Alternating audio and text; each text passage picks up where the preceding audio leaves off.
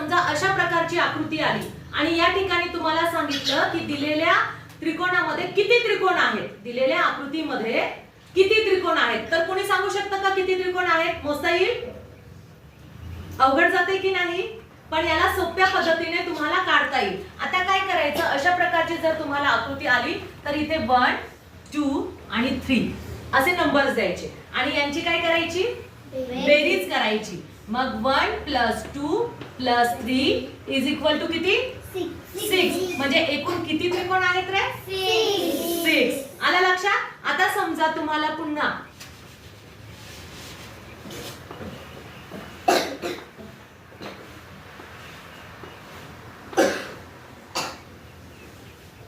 अशा प्रकारची आकृती आली. आता याच्यामध्ये तुम्हाला समजेल का किती त्रिकोण काढायचे, किती त्रिकोण असणार आहेत? 6. बर बघू आपण. 1 2 3 4 5 6. आता काय करायचंय आपल्याला?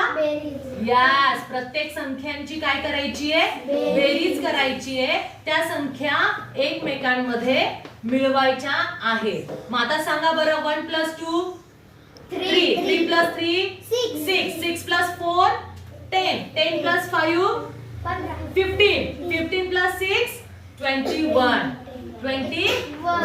म्हणजे एकूण किती त्रिकोण आहेत रे? 21. किती सोप्या पद्धतीने निघालं.